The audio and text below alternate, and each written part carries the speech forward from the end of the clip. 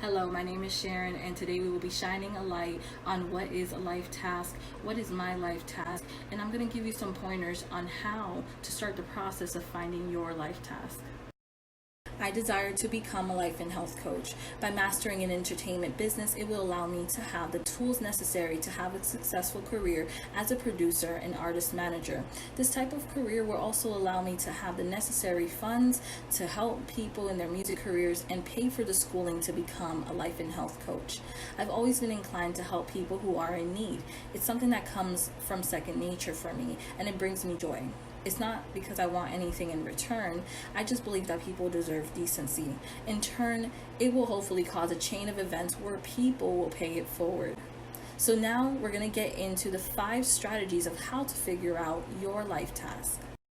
First in our lineup is return back to your origin. When I read this, it made me think of simplifying life, because overcomplicating things doesn't lead to anything but frustration and becoming overwhelmed. However, when you go back to basics, you can slowly build the momentum, which will then help you get back on track to where you need to be. Number 2 in our countdown, occupy the perfect niche. What I get from this strategy is to align yourself with what you want to do. It might not be exactly what you want to do, but if you can get close to it, then that will allow you to move towards what you really want to do. Making connections, putting you in the right place for networking and meeting the right people. In this line of business, it's not what you know, it's who you know. Moving on to the third thing, and that's to avoid a false path.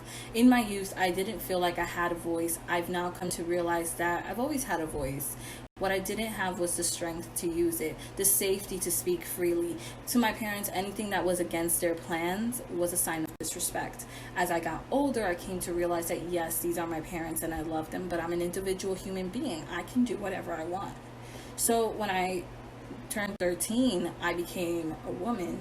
And to my young mind, I took this literally. I got a job babysitting. I started to slowly be able to provide for myself. I figured if I'm making an income, I have a say in the house too. Since I was a woman, this was not true. I was now a woman, and I still had no power. When I turned 18, I began to have a false sense of power, but still living under my parents' roof, I had to abide by their rules. It is now at age 25 that I've truly found my voice. I have broken free from anyone's grasp at control towards my life. I possess all the power now to speak freely and safely about anything. I was once entrapped in my own mind, trapped in my parents' home for 20 years, trapped in a dead-end relationship for almost 5 years. Once I left that home, once I ended that relationship, I was able to let myself out, so to speak, and start to figure out who I'm supposed to be. We're now at our 4th strategy, and that is to let go of the past. So recently I've reconnected with God, and with his help, I've really been able to make a big change in my life. I'm not the same person that I used to be. I used to be someone who either lived in the past or the future. Now I'm someone that can say that I truly live in the present moment. And so I work towards becoming better at it, because sometimes I can revert to old ways. But I'm now becoming better at bringing myself back to the present so that I can live in the moment. It's really all about finding a balance between reflection, planning, and most importantly, living. We're at our last strategy, and it is to find your way back. So this made me think about reflecting on my childhood. One question that I always had was, how can I get back to my happy-go-lucky self? I used to always be happy. I was happy despite of my harsh reality. My self-esteem was higher even though everything around me was crazy. I kind of had my own bubble, and I was safe in this bubble. I had to identify that the bubble was not real. It was a delusion. Once it popped, the reality of life came. It was traumatic, and this ties with my false sense of self that I had to break out of. Fortunately, through meditation, I have learned that there is a way to live in my own bubble mentality.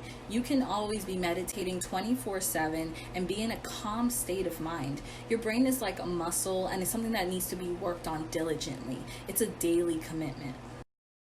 My dream career, as I've mentioned before, is to become a life and health coach. Something that I'm doing to help myself prepare for my career is to get in shape. I need to look the part and be the part if I'm going to help people get in better shape or become better versions of themselves. In anything you should strive to master something so that you can effortlessly walk the walk and talk the talk. That's one of my personal goals. And so the next thing is to continue with my meditation. And so it's a biblical meditation. It's connected to God. In turn, I'm helping myself live in a better state of mind, body, and soul, where I can be more accessible to helping people. In conclusion, break free from what is detaining you from your life task and go live the life you want. Thank you for your time.